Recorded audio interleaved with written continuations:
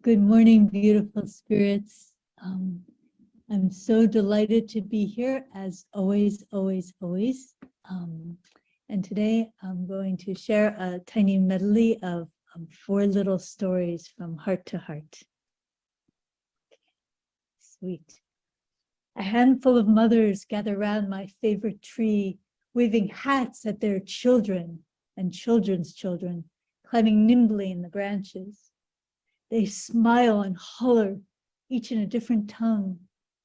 And for a moment, I wonder where we are and whether our native lands are at peace or at war. But these mothers of nations stand firm beneath our tree, waving colorful knit caps like the flags of a country where nothing matters more than a child's warm ears.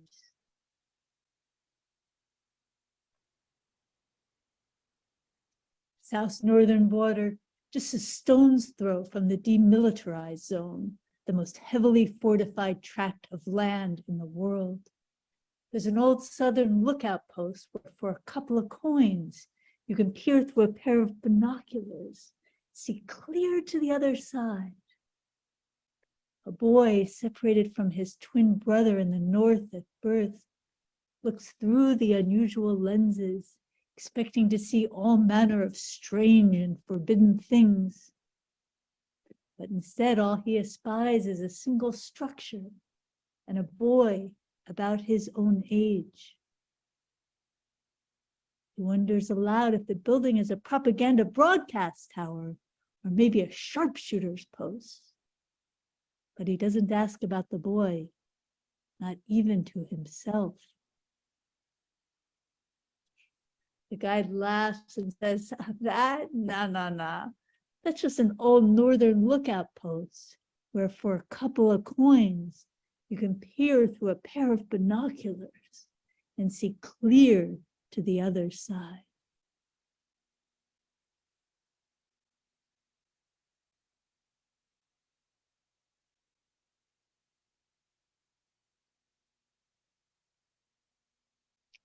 He visits every country on the globe, both real and imagined, and collects a pebble, a shell, or a grain of sand from every mountain, desert, and sea.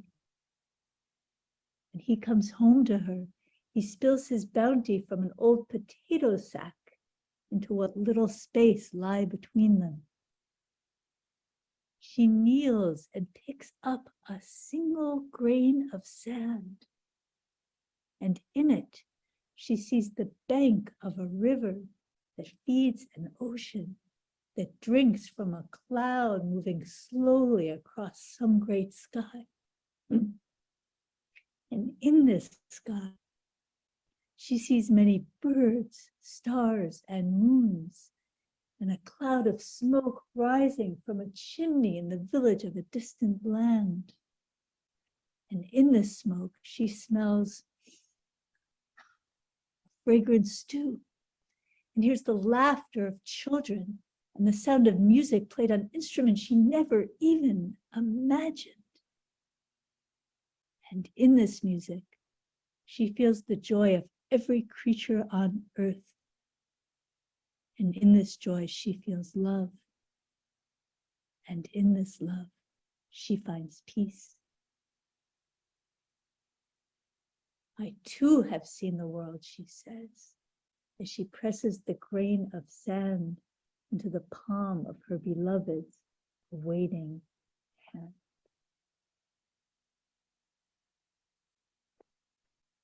And this 4th one, I actually chose while I was just in this room now. I changed it up because I was inspired by just all of you.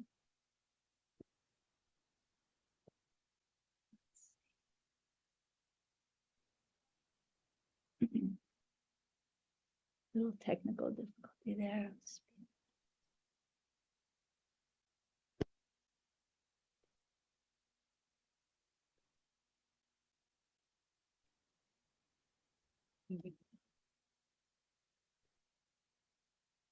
After binging on one too many headlines, I sigh and wonder if there's any humanity left in humanity. I walk and I brood, finally landing at a park where a small boy is trying mightily to prime a little pump. His tots queue up with their empty pails. My mind, such as it is, flashes to all the places in our broken world where long water lines aren't about sandcastles, but survival. Then, lo, I'm snapped back by the sight of a toddler dangling precariously from a monkey bar. A mom with her baby in her lap shouts, "Javi!" And another mom shoots up and says, "Don't worry, I'll get him." And so she does. "Bless you," says the one mom to the other. "I have just the one boy, but sometimes it feels like 10. I have 3 boys. 3 boys? How do you do it?" 2 things. I know, love and patience. No. And by the way, people who say stuff like that aren't actually in the boy raising club. The real number 1 is keep a low bar. Mine is any day without a trip to the emergency room is a good day. What about number 2? Drink plenty of wine. In fact, I got a bottle in my car if you, really? The woman pops up to snag her jug and a couple of Dixie cups. She pours and they toast. To a day without stitches. Hear, hear. Meanwhile, back at the pump, both boy and water finally find their flow. One overjoyed tyke starts clapping, and pretty soon the entire line erupts in cheers as the little pumpmeister grins ear to ear. Next, my attention flits to what sounds like a pair of giddy teens, but is, in fact, a pair of giddy 80-somethings, eating chocolate and whispering loudly. One rises, leaning heavily on her cane, and slowly makes her way to the water fountain. Her friend then stands and steps away too. "Hey," I say, "you forgot your cane." "Oh," she says, "thank you, dear, but I'm just stretching my legs. And I'll tell you a secret about the cane," she adds, again whispering loudly. "I don't need it. You see, Maggie and I have been friends for over 70 years, and we've done everything together. Double Dutch, double dates, play dates with our kids, our grandkids, and now we're growing old together too. And well, you know, she's been feeling a little self-conscious about her cane, so I thought I'd get one too, just to keep her company." My eyes circle back to the pump just in time to see a brigade of 3 tiny girls relieving one spent little boy. It takes a moment to puzzle out how to fit their 6 little hands on the pump, but soon they do, and again, water flows. As the sun sets, I behold the scene. Kids passing water down the line. Moms crumpling up their Dixie cups and hugging goodbye. And 2 women who've known each other for just shy of forever, walking arm in arm, cane and cane.